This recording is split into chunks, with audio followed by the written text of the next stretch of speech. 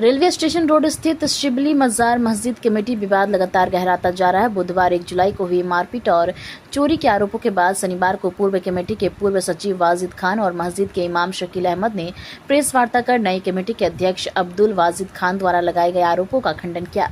उन्होंने पूरे मामले की निष्पक्ष जाँच कराने और कॉल डिटेल्स, रिकॉर्ड, लोकेशन तथा उपलब्ध साक्ष्यों की जाँच कराने की मांग की। पूर्व सचिव वाजिद खान ने कहा कि 1 जुलाई को जिला प्रशासन, पुलिस और मजिस्ट्रेट की मौजूदगी में नई कमेटी का पदभार ग्रहण किया गया था। इस दौरान मस्जिद के इमाम आम लोगों से अपील कर रहे थे, लेकिन नई कमेटी के अध्यक्ष ने उन्हें रोकने और माइक छूने का प्रयास किया। उन्होंने कहा कि यह पूरी घटना मीडिया और पुलिस अधिकारियों की मौजूदगी में हुई। बाद में चोरी और मारपीट के लगाए आरोप तथ्यहीन है। उन्होंने बताया कि इस संबंध में उनकी ओर से धनबाद थाना में प्राथमिकी दर्ज कराई गई है। पूर्व सचिव ने कहा कि वर्ष 2025 में कल्याण विभाग द्वारा जारी एसओपी के अनुसार कमेटी में वही लोग शामिल हो सकते हैं जो मस्जिद परिसर से 3 किलोमीटर के दायरे में रहते हैं और किसी प्रकार का नशा नहीं करते।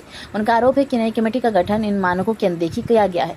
उन्होंने यह भी दावा किया कि मजार की जमीन रेलवे की है। यदि नई कमेटी के अध्यक्ष खुद को जमीन का मालिक बताते हैं तो वो इसके वैध दस्तावेज सार्वजनिक करें। वहीं मस्जिद के इमाम शकील अहमद ने अपने ऊपर लगाए गए लोगों को भड़काने के आरोपों को सिरे से खारिज किया है। फिलहाल शिबली मजार मस्जिद विवाद में दोनों पक्ष एक दूसरे पर गंभीर आरोप लगा रहे हैं। ऐसे में पूरे मामले की सच्चाई कल्याण विभाग, जिला प्रशासन और पुलिस जांच के बाद ही सामने आएगी। हर जुमा की तरह मैं भी इस जुमा भी जो कल जुमा गुजरा है, उस जुमा भी मैं अपने मुसल्ले पे नमाज पढ़ाने के लिए गया, लोगों से स्पीच दिया। इस तरह की कोई बातें नहीं की गई जिससे किसी तरह का कोई फसाद हो, कोई फितना हो।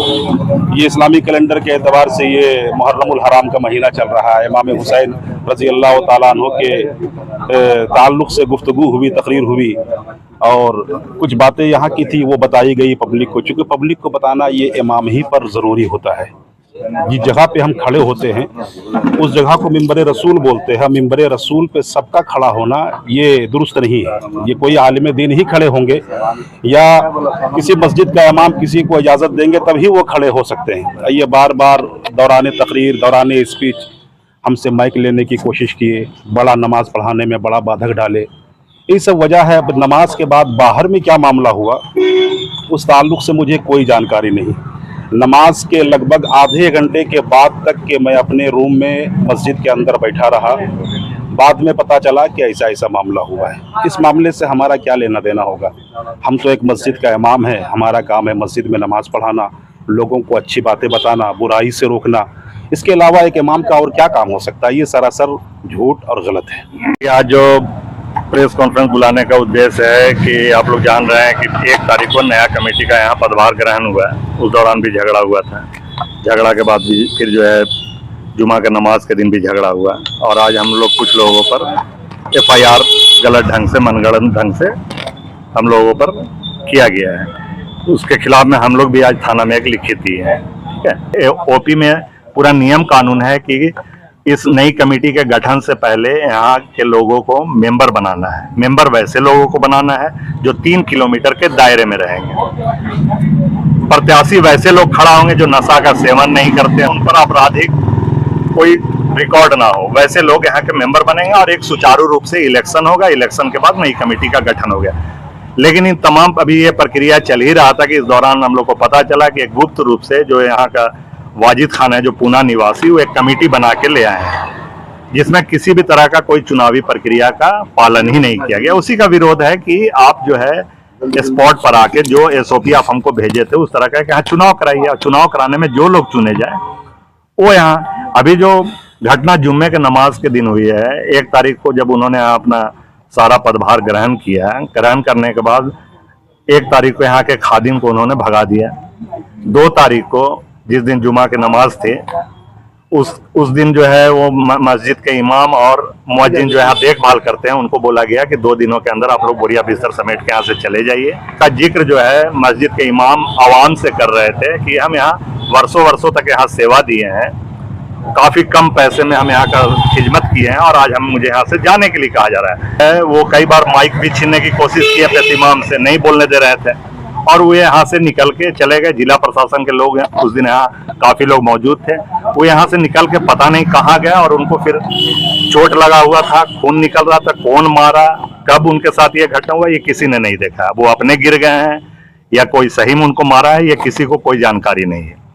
दूसरा है कि उनके द्वारा ये कहा जाना कि पूरी प्रॉपर्टी उनकी है, बिल्कुल गलत है। ये प्रॉपर्टी रेलवे की है। रेलवे जो यहाँ के बाबा बुजुर्ग लेटे हुए हैं, उनके लिए रेलवे जो है ये पूरा जमीन छोड़ दी थी कि बाबा के लिए ये जगह है। अगर वो बोलते हैं कि उनकी ये प्रॉपर्टी है, तो फिर वो वक्फ बोर्ड से किस चीज का लड़ रहे हैं? अगर वो बोलते हैं कि उनकी जमीन है, तो क्या रसीद है, क्या रसीद कटवाए हैं वो, किसी तरह का उनके पास कोई पेपर है, ये उनसे मांगा जाए। ये झूठ बोलते हैं कि जो बुजुर्ग यहाँ लेटे हुए हैं वो उनके दादा हैं। वो बुजुर्ग जो लेटे हुए हैं सैयद हसन अली शाह और सैयद जलाल शाह बाबा। तो सैयद जलाल शाह बाबा जो है वो सैयद हैं और ये पठान है। इनका नाम है अब्दुल वाजिद खान। अभी हम लोगों को ऐसा पता चला है कि ये झमेला होने का सबसे बड़ा कारण ये है कि जो मस्जिद के अंदर में 2 बक्सा है, जो वर्षों पूर्व, आज से कई वर्षों पूर्व इसी तरह के झमेला होने के बाद उस पर जिला प्रशासन के द्वारा ताला लगा दिया गया था और वो सारा पैसा जिला प्रशासन कल्याण विभाग में ले जाके जमा करती है। उर्स के मौके पर जो भी खर्च होता है वो जिला प्रशासन अपने देखरेख में करती है। उसमें करीब 14 से 15 लाख रुपया है।